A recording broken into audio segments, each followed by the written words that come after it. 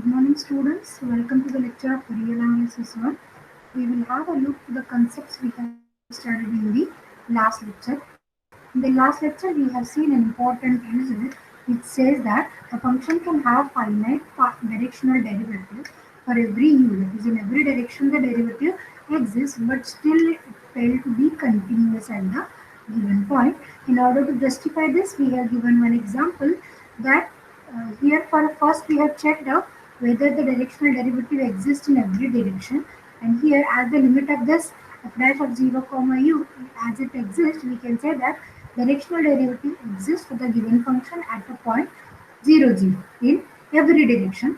At the same point, that is at origin, we have checked out the continuity. In order to check the continuity, one should check the limiting value, that is xy tends to 0 0 in all possible paths, okay, for the given function. Therefore, here we have initially taken a path y equal to mx along which xy is tending to 0 0, okay, that is along a straight line y equal to mx, the point xy is reaching towards the origin, and along this path we have observed that the limiting value of the function is exactly equal to its actual value. Therefore, here we get the equality. Therefore, let us change the path along which the point is going towards the origin. Here, the another path we have selected is y equal to x square, which is actually a parabola. And we have observed that along this path, the limiting value of the function xy tends to 0 0 is not equal to f of 0 0. That is, though the limiting value is equal to actual value along the first path, but along another path, the value is not equal. Hence, we can have a conclusion that the function is not continuous. Because in order to have this function to be continuous, this limiting value must be equal to actual value along all possible paths. Correct? Therefore, here we have observed that the directional derivative not giving us the continuity. Therefore, this is also an unsatisfactory generalization of the partial derivative. Therefore, the concept arises for a new derivative called as a total derivative. The concept of total derivative was taken very similarly to the concept of ordinary derivatives, because the fact we know that the ordinary derivative gives us the continuity, that is for a given function. If that ordinary derivative exists at a given point, then one can say that the function is continuous at the respective point. Therefore, we are just want to have an extension very similar to the ordinary derivative. Therefore, here an extension was derived called as the total derivative. This total derivative was derived or defined very similar to ordinary derivative with the help of Taylor series expansion. Actually, the use of Taylor series expansion is to find out the value of a given function near to a point. That is, if c is a point given to us, and if we know the function value and all its derivative at the point c, then one can find out the approximate value of the function to near to a point c.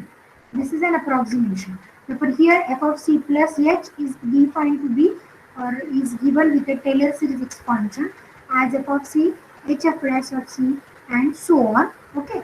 Later we have written this to be in equation number 2 for where this is a linear polynomial in h. This is the linear polynomial in h. And whatever is this 2, we will just focus towards this equation number 2, and we will derive the same thing for the function multivariable multivalued function, that is the function of the type Rn to Rn.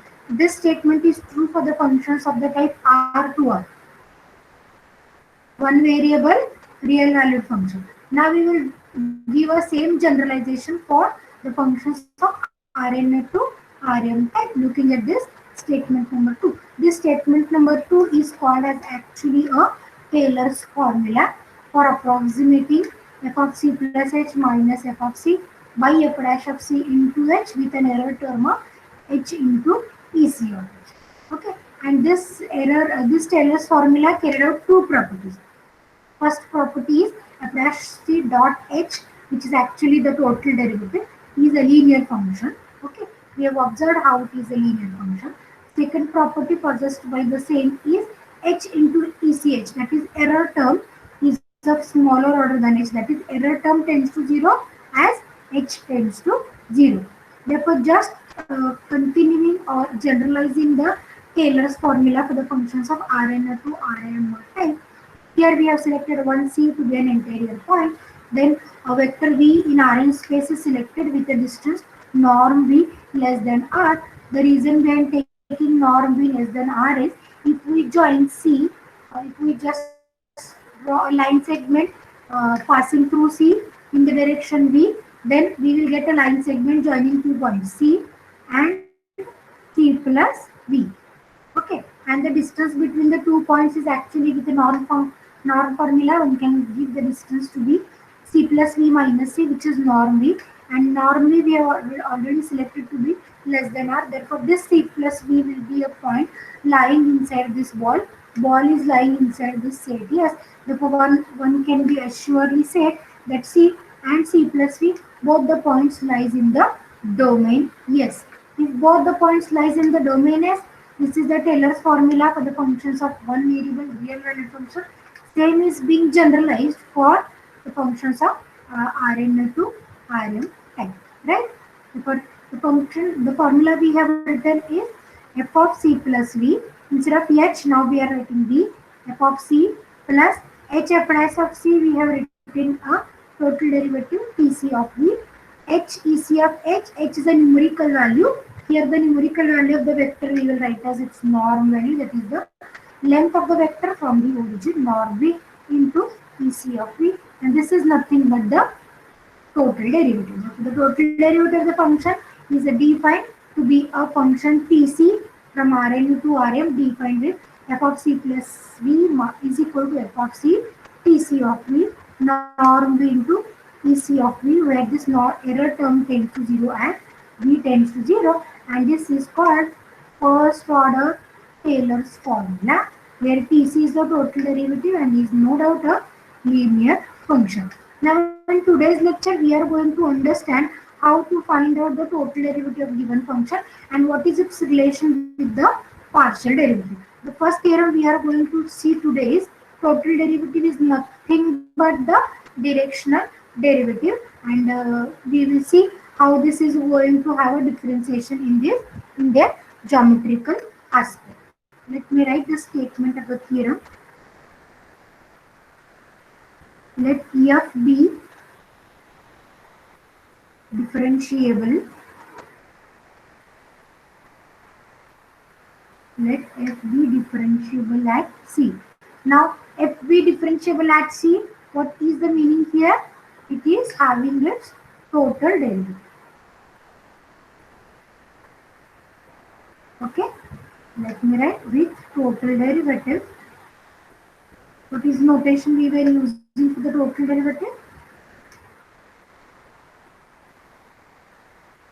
Tc, na? Correct, no? Here we have already written the linear function tc. Tc is the notation we are using for the total derivative. T stands for total derivative. Suffix c stands for total derivative calculated at the point c. Okay. With the total derivative tc, then prove that the directional derivative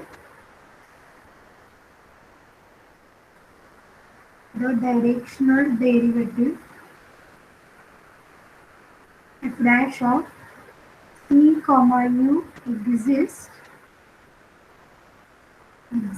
for every u in Rn, and we have what we will have Tc total derivative at point C in this direction u, or at this vector u is nothing but f dash of c comma u. Now one may have a question. Both the values are same. Now then how can we say that this is the generalization? Though the numerical values of both the derivatives are same, but the interpretations are different. I will tell you the interpretation at the last of this, at the ending of this theorem. First, let me prove the result. Okay. Now how we are going to define the total derivative? First, let me write the definition. Total derivative Tc of f is given by. Yes, how we are giving?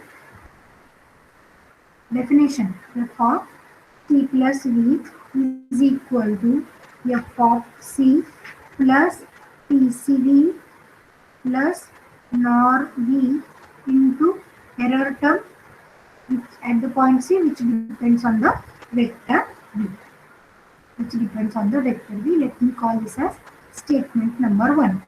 Then actually we want to prove this is equal to f dash of c comma u. And let me write the definition. Right? Now instead of this I will write in the direction v. What is the definition of f dash of c comma v? Is it limit h tends to 0 f of c plus hv minus f of c divided by h. Let me call it as statement number 2. Okay. Now as it was asked to find out the directional derivative for every u in Rn, we will categorize this proof into two parts. In the first part we will discuss the case of v equal to 0. In the second case we will discuss v not equal. Okay. First case I will consider if v equals to 0. What will happen if v is equals to 0 by the definition of directional derivative? We have seen actually. What is the value? It will exist 0. It will exist and the value is 0, no? Correct. By the definition of directional derivative. Now I am going to put v is equals to 0 in 2. Put v is equals to 0 in 2. What will happen if I put v is equals to 0? This is f dash of c comma 0 limit h tends to 0 f of. What is the effect if I put v 0? Is it f of c only? Minus f of c divided by h. F of c minus f of c is 0. 0 upon h it will be 0. Limiting value is also 0. What we have obtained, the directional derivative is taking the value 0 in the direction 0. Okay. Now what I will do? What we will do? We will find out the total derivative in the same. That is putting v equals to 0 in 1 again. Okay. Also put v equals to 0 in 1. That is total derivative tc at the point at the vector v which is 0. We will calculate. We will put v is equals to 0 in statement number 1 also. What will happen if I put v is equals to 0? Left hand side will be f of c. Correct now? Left hand side is f of c is equal to f of c added with tc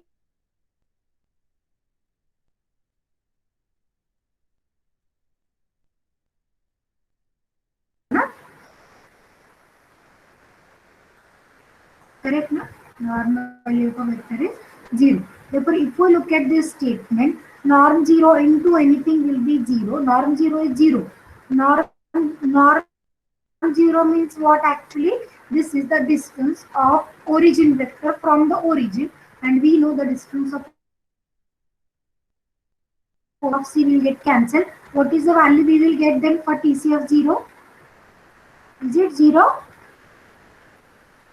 Yes, ma'am. So let me call this as 3 and 4. Right?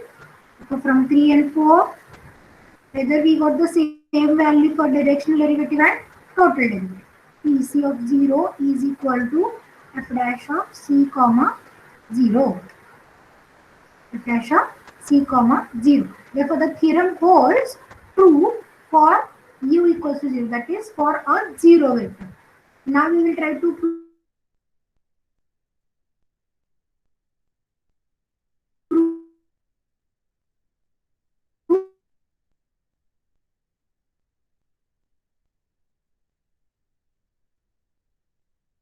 right this v to be a vector say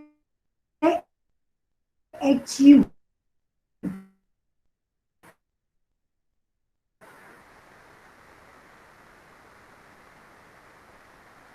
Here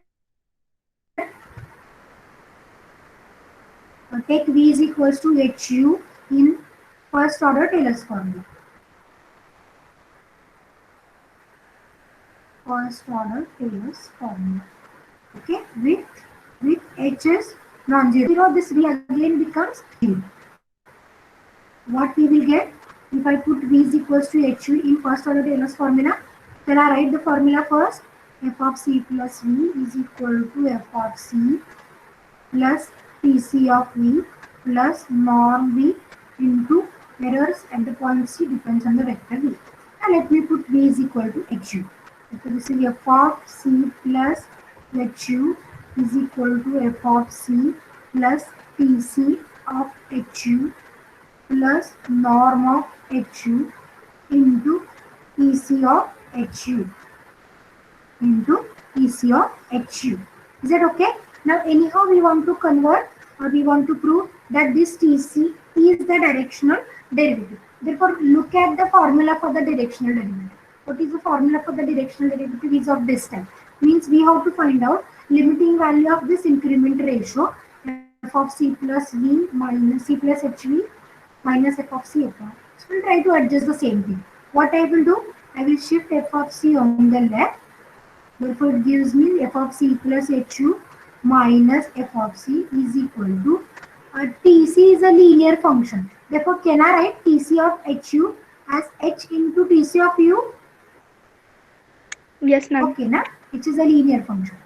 How you are going to find out this norm hu value? Knowing h scalar? Is it mod of h into norm of u? Yes, ma'am. What is the reason? Tc is linear function.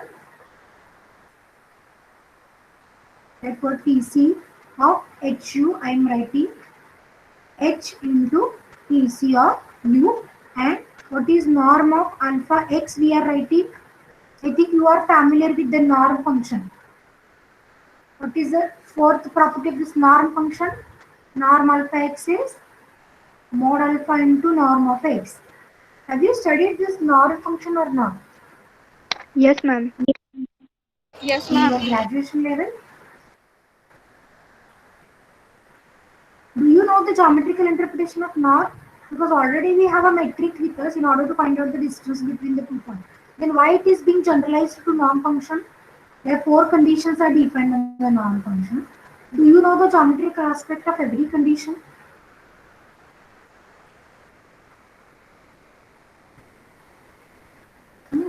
Students. So please try to search this, okay? Let me continue the proof of the statement. Okay, now what I will do? We will divide throughout by h. Basic equation. We will divide by h. What will happen if we divide by h? H is actually a non-zero scalar, rather positive scalar. Na? H is an increment we were discussing. Look what it becomes: f of c plus hu minus f of c divided by h. Okay, this h will get cancelled. Tc of u plus norm of h is having a positive non-negative value of h divided by the value h. Therefore, it becomes 1. Therefore, v remains with norm of u into error of hu. Is that okay? Next step, what should I do? Can anyone guess? In order to show this to be a directional derivative, Taking limit. what is my last step? Good. Taking limit. Limit of what? As? H tends to Limit 0. as? Good. Taking limit as h tends to 0 on both the sides. Therefore, let me write taking limit h tends to 0. Left side is f of c plus hu minus f of c divided by h. To the right side, first term do not involve any h. Therefore, shall I keep it as it is? Okay. Now this next second term involves h. Therefore, let me put a limit here. Limit h tends to 0. Norm of u into error of hu. Right. Now what will happen about this error? Error term, whether it tends to 0 as h tends to 0. Correct, na? Yes, ma'am. Yes, ma'am. No effect on norm u actually. Norm u, there is no effect of h tends to 0. But norm u into error. H is tending to 0 means this error value is tending to 0. Therefore, norm into 0 gives me 0. Okay, therefore here what is the left hand side? Is it directional derivative of function f at the point C in the direction u? And to the right we have Pc of u plus norm u into 0. What is the reason? As h tends to 0, may I say hu is also tending to 0, which will imply error term hu will tend to 0. Is that okay? But what the relation we have obtained? F dash of c comma u is equal to Pc of u, or we can write Pc of u is equal to f dash of c comma u. Okay, hence what we have proved? Hence directional derivative exists and is equal to total derivative. Is equal to total derivative. That is numerical value of directional derivative of a function at point C in the direction u is exactly equal to total derivative of a function at point C in the direction u. Now, as we have already discussed, directional derivative does not give us the continuity. But total derivative, we have to check whether it gives us a continuity or not. Knowing both the numerical values are same. Now we will try to understand, though the numerical values are same, how it is giving us the different behavior. How it is giving us the different behavior. Before that, let me write a note about the notation. Okay. The notation we are going to follow, Pc of u is equal to f dash of c comma u. Okay. Now for total derivative, one may use this notation also, f dash of u in the f dash of c in the direction u. Therefore, one can use any of the notation. All are same. Okay. Now let us discuss what happens in case of directional derivative and what happens in case of total derivative. Okay. Now, whenever we are finding the directional derivative of a function at point C in the direction u, means actually we are joining C to C plus u. Okay. And this is a point in between C and C plus u, which is C plus hu. Now, finding directional derivative at point C with the limit h tends to 0, that is for the different values of h. No doubt, if we vary h along this line, or if we vary h between 0 to 1, this point will move. This point will move along a line C to C plus HU. Okay. Therefore, one can say that directional derivative gives us an information regarding the local behavior of a function restricted to a line only. Let me write, directional derivative gives an information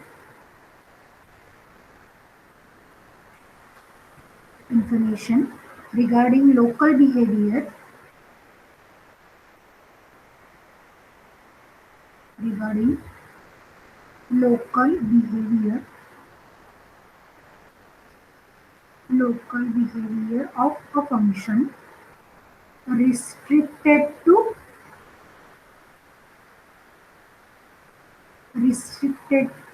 straight line. Correct na? As we vary h, the point will vary on this straight line only, and due to this we have proved that it is not giving us the continuity. Now let us check what happens in case of total derivative. Yes, what happens in case of total derivative? In case of total derivative, actually this is our domain. C is an interior point selected, and that's why there is an open ball around this side. Right? This is the point C. Now, whenever we are finding f dash Tc of u, means this C and C plus u are the 2 points in the same domain. Already we have discussed. So, what will happen if I take different u's? What will happen if Here this value depends on h. Correct? dt depends on h. Now here it depends on u, na? Total derivative depends on u. What will happen if we vary u? Yes. What will happen if we vary u? If we vary u, it will give us the different points in the neighborhood of the point C. Correct? No? Varying u means changing the direction. Okay. Therefore, this total derivative gives us an information about the local behavior of a function in a neighborhood of a C. In a neighborhood of a C. Here I will write total derivative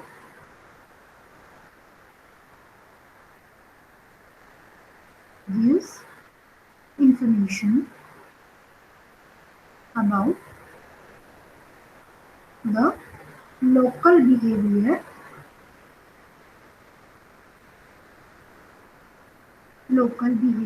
of function in a neighborhood of a point. Okay, as it is giving us the information of local behavior of the function in the neighborhood of C, therefore it is giving us the continuity. In the next theorem, we will check how it is giving us the continuity. Any doubt about this interpretation? Though the numerical values are same, but the behavior is different. It is giving us the behavior along the straight line. This is giving us the behavior in a neighborhood of the point C. Is that okay to everyone? Or if you are having Yes, any ma'am. kind of doubt, you can ask me. Understood, no? Yes, Yes, ma'am. ma'am. Now we will go for a theorem. Okay, good. Now we will go for a theorem in order to show that this total derivative giving us the continuity. As it is giving us the local behavior in a neighborhood, therefore one can find out the limiting value in all possible paths. Correct now? Joining T. Let me write this as my next theorem. Theorem is statement says that if f is differentiable at C, then prove that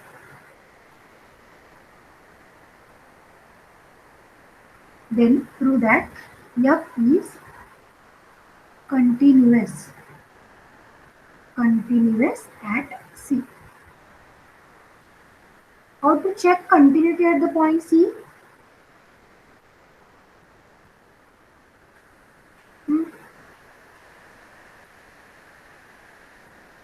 In one variable case, we have shown that whenever we want to show that the limit continuity exists, means limiting value of the function is exactly equals to its actual value. Correct now? Therefore, we were showing limit f of x tends to a is equal to f of x. Correct no?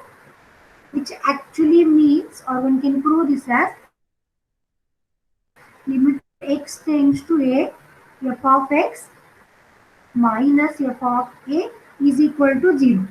Whether both the statements are same or not, or one can put the limiting value as x minus a tends to 0.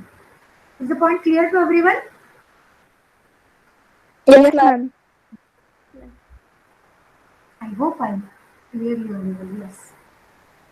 Now, in this statement, in this theorem, we want to show the continuity at the point C. Therefore, we were going to show limit f of c plus v. Okay, f of c plus v tends to c is equal to f of c. Who is admitted just now at the ending of the lecture? कौन join केला आता? Sarika Madhane ma'am. स्टुडंट्सनी सांगायचं मला कोणी join केलं. किती वाजले Sarika? Madam range नव्हती आता आले. वेळेवर जॉईन करायचे लेक्चर्स. वेळेवर जॉईन करायचे. Okay. Okay. So coming to this point. Okay, this is what in one variable case the definition says that. Now we want to show this in multivariable case. Therefore, similar to this, we were going to show limit C plus V tends to C, f of C plus A, C plus V is equal to f of C. Now this C plus V tends to C, which in turn gives us limit V tends to 0. Therefore, what is our aim to show in this theorem? Limit V tends to 0, f of C plus V minus f of C is equal to 0. Okay, let us try to show this. What we will do? First we will write the total derivative definition. Given that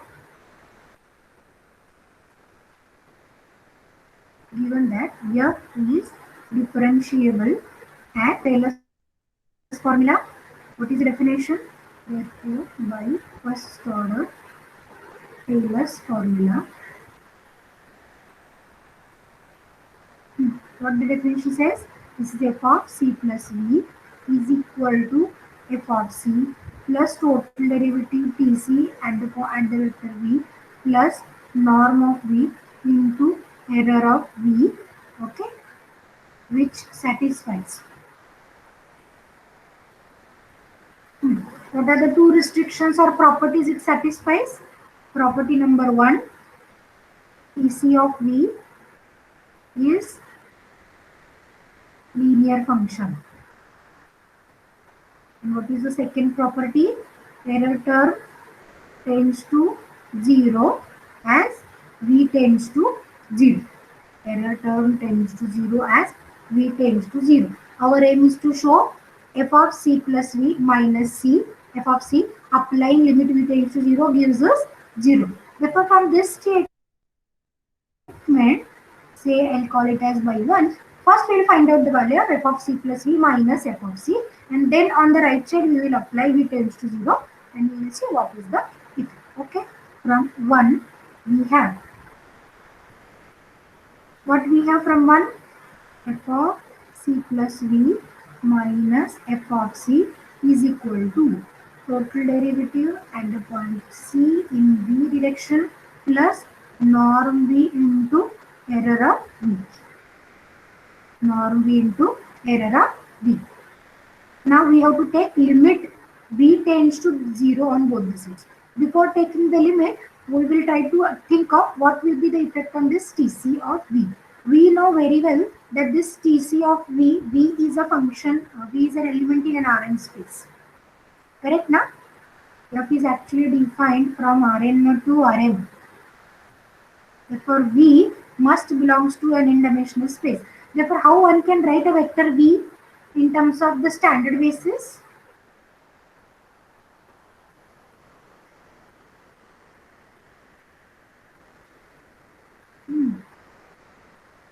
Let me write limit V tends to 0, f of C plus V minus f of C. Okay, what is the effect on this limit on the second term? What is the effect of limit on the second term? Is it 0? Yes, ma'am. Yes or no?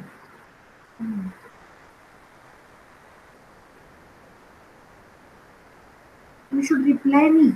Then only I can understand that you are understanding. So this error term tends to 0. Therefore, this is limit V tends to 0. Tc of V. Let me call it as statement number 2. Now our aim is to find out what is Tc of V. Okay. Now in order to find out what is Tc of V, what we know, V is an element in Rn. Correct? V is an element of the domain space Rn. Therefore, may I write V as an n-tuple vector V1, V2 to Vn. Correct now? It's an n-tuple Rn space. I want to write as a linear combination of basis vectors. Okay. Therefore, in order to write this as a linear combination with the basis vectors, we will start with the standard basis. Therefore, here I will write let u1, u2 to un be unit coordinate vectors. Correct now? Standard basis it is. unit coordinate vectors in Rn, which forms actually the standard basis. Okay, then how can I write V in terms of these basis vectors? Are you getting my question or not? Suppose we were in 3-dimensional space. Okay, a point I want to write 3, 2, 3, 4 somewhere here. In terms of the unit coordinate vectors, the unit coordinate vectors along x, y, z axis be u1, u2, u3. Correct na? Let this be a vector v. Okay, what is u1 then? Unit coordinate vector along x axis 1, 0, 0. What is u2? 0, 1, 0. What is u3? 0, 0, 1. Right? Now we want to express this v in terms of unit coordinate vectors. How we are going to express this v? 2u1 plus In terms of this 3u2 u1 plus into u3? 4u3. Is it 2u1? Good, very good. This is 2u1 plus 3u2 plus 4u3. Therefore, this is an expression of a vector in 3-dimensional space in terms of unit coordinate vectors, right? The same thing we want to generalize for an RMS space, where the vector v we have written to be v1 to vn, and this u1 to un be the unit coordinate vectors. Therefore, may I write v? How can I write v? Is it a still confusion? Here, what are the values of v1, v2, v3? u1 v1 plus u2 v2. This example. Yes, good. This is v1, u1 plus v2, u2 dot dot up to vn, un. Whether everyone understood this relation? Okay. Here in this example ma'am. only we can discuss. What is v1 in this case? 2, na? Therefore, here v1 can write as v1, u1, v2, u2 plus v3, u3. The same way we are generalizing to an n-dimensional case. Correct now? Okay, let us proceed. Actually, in this state of v, we have just now found what is the value of v. Now we will operate TC, and last we will take a limit. Right? Therefore, okay, what is TC of v then? TC of v1, u1, v2, u2 dot dot up to vn, un. I hope you are getting a clear difference between my v and u. Okay. Next thing, we know that this TC is a linear function. Knowing this TC is a linear function. If it is a linear function, how can I split out this value? This term? TC of v1 u1 plus TC of v2 u2. What will be my next? Good. u1 into Let TC us of apply v1. linearity with respect to scalar multiplication as. No. u1 is your vector. v1 no? into Scalar TC you want of to u. take it out. Yes, it is good. v1 into TC of u1. v2 into TC of u2. Correct na? Plus vn into TC of un. You cannot write it reverse. v1 u1 into TC of u1. v1. Because v1 is a scalar. Let me write here. This is a scalar. Okay. And this is a vector. What this vector u1 is? This is an n-tuple vector having 1 at first place. And rest values are 0.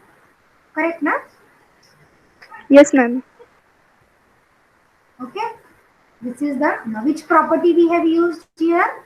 TC is Linear property. linear function. Linearity with respect to addition and scalar multiplication, both we have used simultaneously, right? Now, okay? Or here you can write Tc is a linear function and v1, v2 to vn are scalars. Once we make sure that v1 to vn are scalars, it automatically understood that u1 to un will be the vectors. Okay. Now what the job we will do next step as we have decided, we have found, tc we have operated, then last step we will apply limit. Okay, taking limit v tends to 0 on both sides. What will happen if I take limit v tends to 0? What is the meaning of limit v is tending to 0?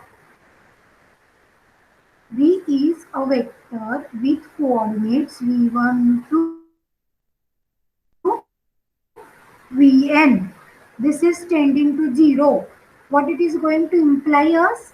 Whether it implies every vi tends to 0 or not. Yes, ma'am. Yes, ma'am. Correct? Therefore, if every vi is tending to 0, what is the effect on the right side?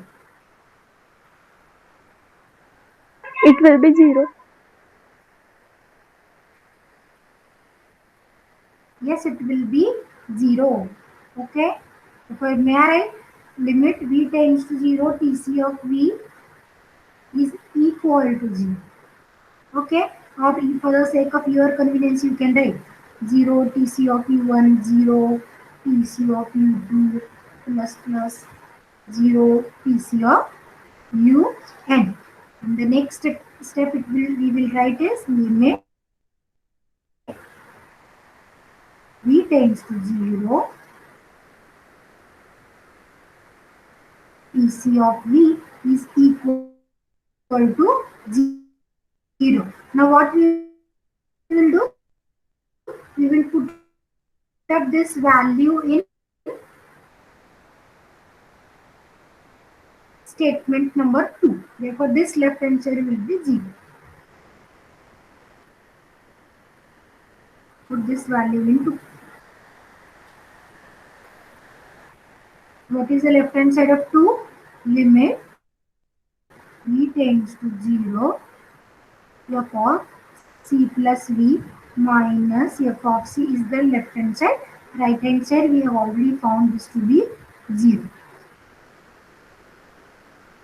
Okay, which actually, or one can say this is equal to limit v tends to 0 f of c plus v is equal to f of c, that is f of c plus v tends to 0, as v tends to the function f is continuous, no?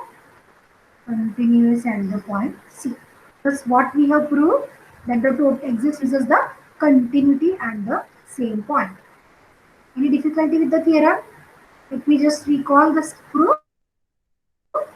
Initially, we have written the definition of total derivative by first order Taylor's formula. We have mentioned it both the properties. Okay. From this first order Taylor's formula itself, we want to show the continuity. Therefore, we have written this to be f of c plus v minus f of c equal to this.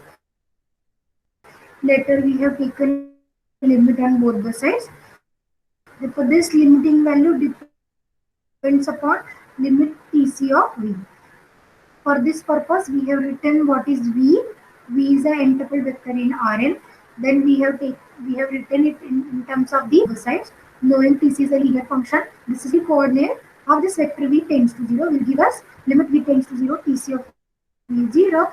If we put this value in our equation, this will give us limit v tends to 0, f of c plus v minus f of c is equal to 0. Okay, actually, if geometrically someone wants to understand, I will show in R3 itself. This is C, this is C plus V. Okay, now these 2 points were coming closer as V tends to 0.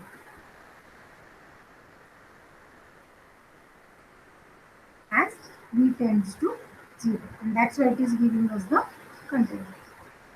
And what is V? For every V it exists. Therefore V may be in any direction. No? Therefore it is giving us the behavior or whenever we want to reach towards a point C from all possible paths, this statement is going to hold because this is true for every V. Yes, students, if you are having any doubt, you can ask me. Okay. Otherwise, we will write one note. In this note, we are going to use the same notation as f dash of C for this TC. The total derivative TC is also written as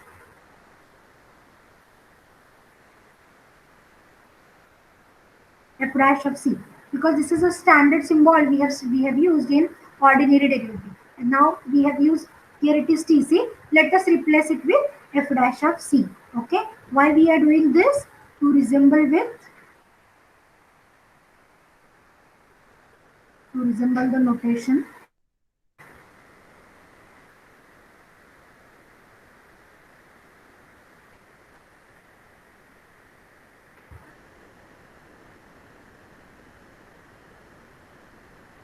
used in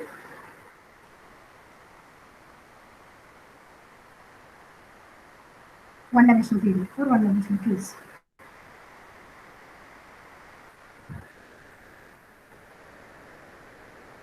Okay. Therefore, how should we write the Taylor's formula? With this notation.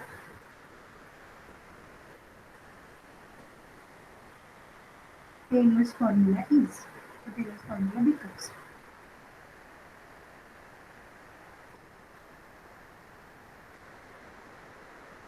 how this Taylor's formula becomes f of C plus V is equal to TC of V. But now TC we will replace by f dash of C. Therefore, this is f dash of C dot the same meaning. Okay, and again where error term tends to 0 and V dash C is a linear function, not a number. Here f dash of C is a linear function, not a number, because in one dimension case we have written this to be a number, not a number. It is defined everywhere in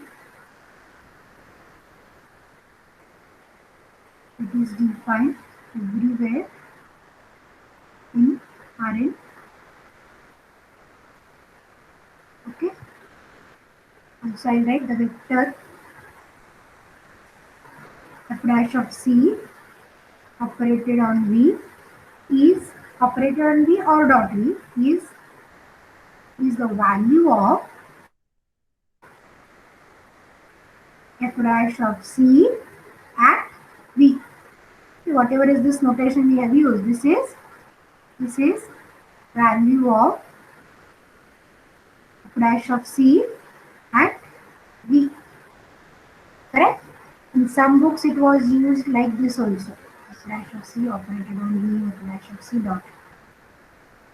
Is there any difficulty up to this? No, ma'am.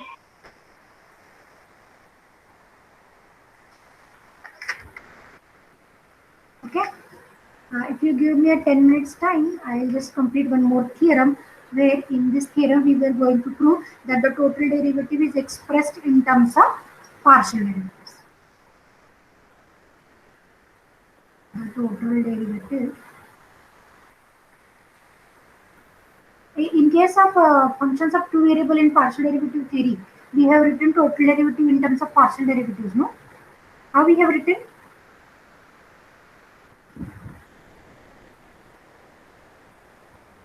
Yes, can anyone recall?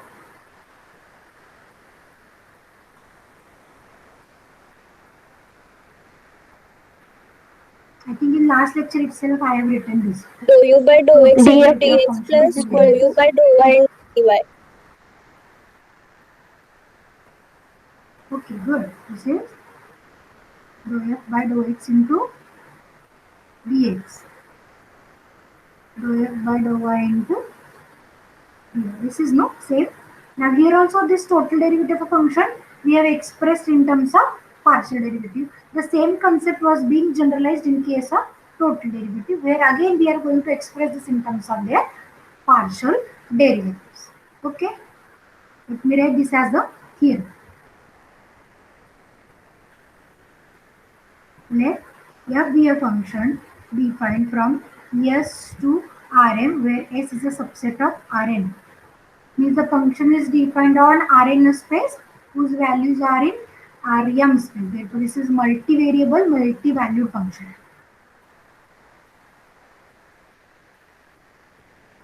Be differentiable at an interior point C.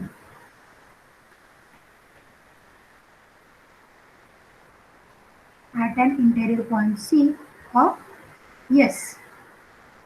Okay.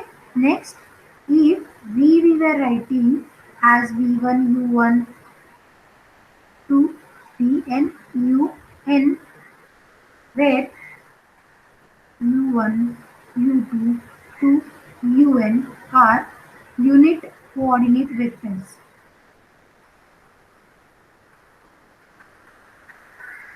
Are unit coordinate vectors in Rn, then prove that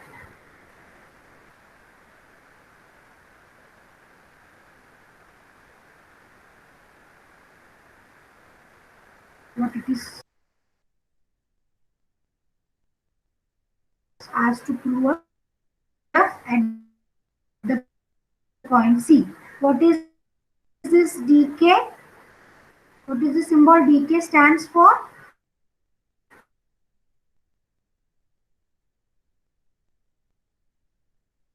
Partial derivative. Have you forgot this notation? Yes, it is partial derivative in kth coordinate axis. Correct now? Partial derivative. And in case of a particular case, if f is real valued function. Real valued function means what? F is function, partial derivative, correct.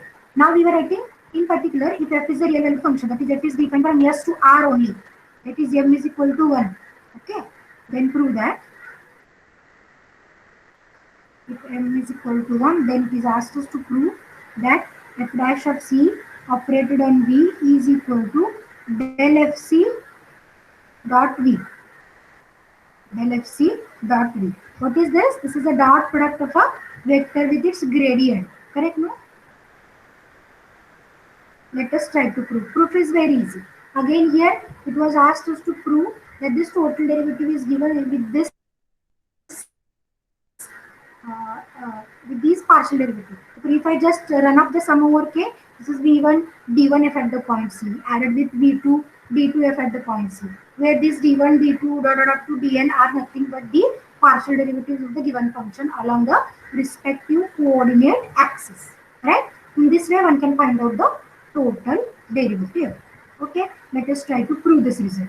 In order to prove this result, first let me write the total derivative definition. It is given that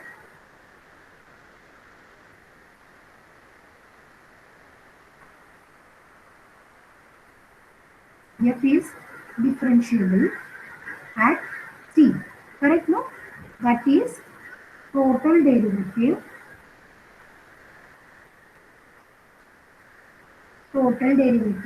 of f at c exists. Correct? Hence, let me write the total derivative definition. This is f of c plus v is equal to f of c plus pc of v plus pc of v. Sorry, norm I forgot. Into norm v area. Into norm v, where error term tends to 0 as v tends to 0. Error term tends to 0 as v tends to 0. Now we will start with Tc of v or f dash of c v. Is it okay if I use this notation directly instead of Tc? Let me write it again. F of c plus v is equal to f of c plus f dash of c operated on v. We were using Tc in f dash of c in place of Tc. notation as we have discussed in the previous note. Correct, na? Let me just recall the note. We were using TC, instead of TC we were using F dash of C. Correct? Let me use it. Now what we will do? We will find out the value of F dash of C operated on V. Now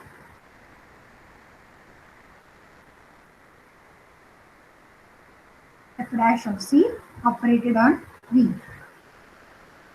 What is V given to us? This is V1 U1 Un. Already we have seen that this Tc is a linear function, means this F dash C is also a linear function. Therefore, if we operate F dash of C on this vector, on this term, what it is giving us? Linearity we want to use. What should I write in terms of summation first? Is it summation Vk Uk here running from 1 to n?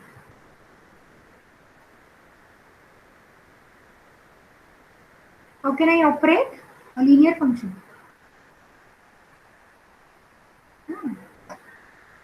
Just now we have seen in this previous theorem, no? How we have operated here? TC operated on V1 U1. How we written this? V1 into TC of U1 plus V2 into TC of U2 and so on. Means knowing V1, V2, Vn are scalars, U1, U2, V1 are vectors. Okay. Therefore, may I write this as? I think it is better to write it without summation so that you can have an exact idea.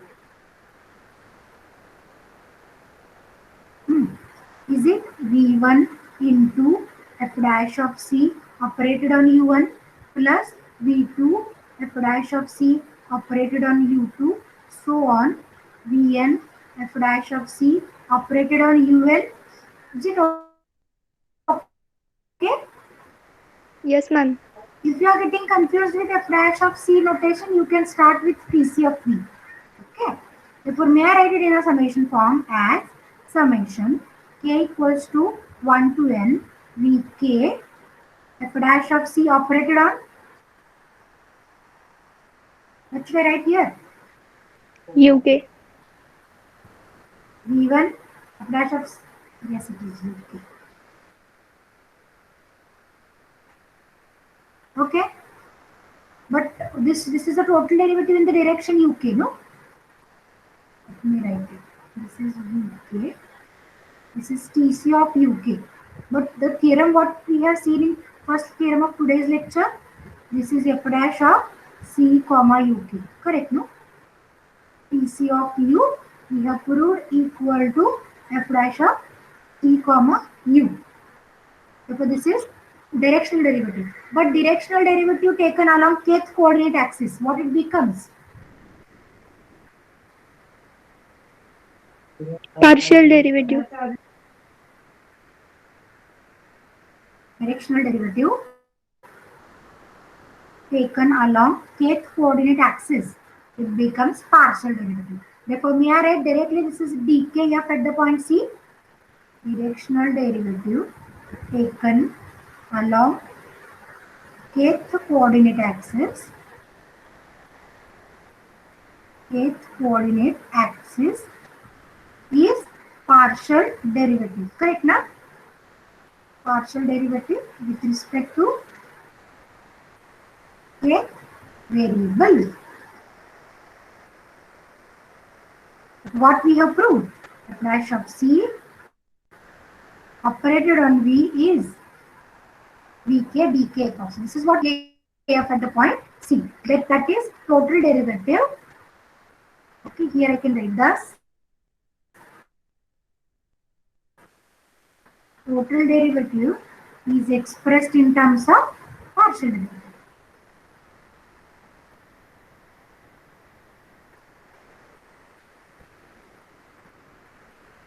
In terms of partial derivative. Now we have to prove the particular case.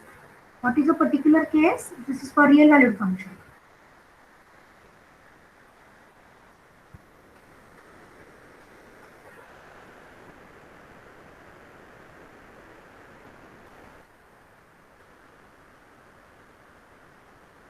if m equal to 1, na?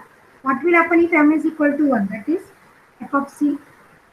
Okay, that is it is defined, a function is defined from s to r. Function is defined from s to r. What we want to prove is f dash of c operated on v is del fc dot v. We will try to find out the value of del fc dot v and we will prove it is equal to f dash of c operated on v. Okay. For this, let me call this as statement number 1. What I am going to consider now? Del fc dot v. Can anyone tell me what is del fc? Gradient.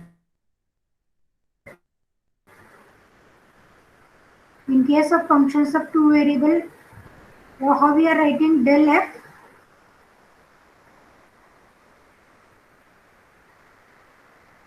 Dou f by dou x. Is it dou f by dou x? And dou f by dou y. Correct, no? Now the same thing we were generalizing for n variable case. What is this? This is a partial derivative with respect to first variable. This is partial derivative with respect to second variable. Okay. Now how we have used a notation for the partial derivative with respect to first variable? Is it d1 f? Yes, ma'am.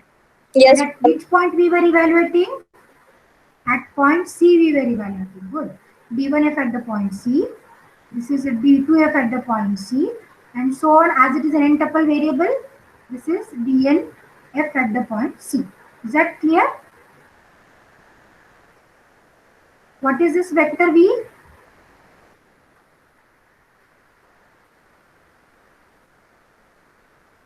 This is also an n-tuple vector.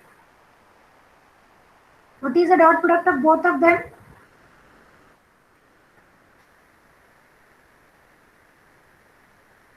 How to obtain the dot product? d1f at the point C into v1. d2f at the point C into v2. So on. dnf at the point C into vn. Do you know the reason behind defining the dot product like this? There are two definitions actually, na? Okay, let me complete the theorem and I will discuss with you. Okay, therefore if we just look at this, this is nothing but summation k from 1 to n dkf at the point C into vk. But what we have proved, this is nothing but by statement number 1. This is f dash of c into v by 1. If what we have is, in case of real valued function, total derivative is obtained with the help of gradient vector del fc dot v. Hence the proof. Any difficulty up to this? Now what the question I am asking is, we know the dot, the student has joined this one. Okay, A and B are the two vectors in a two-dimensional space. Okay, that is with a coordinate a1, a2 and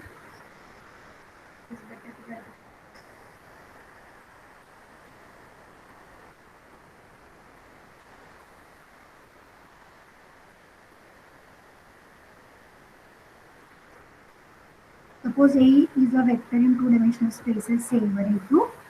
B is a vector in the two-dimensional spaces B1, B2. Okay. Then we were defining a dot product as A1, B1 plus A2, B2. Also, we are defining this as A dot B dot cos theta, or rather modulus values, mod of A, mod of B into cos of theta. Do anyone know the relation? Know the reason why it is defined like this and what is the geometrical interpretation? This is the today's homework. Student has to think on this. Why the dot product is defined like this. Let me stop for today. If you have a difficulty, you can. If it seems that you are not having the difficulty, therefore let me stop. Thank you for being with me for today's lecture.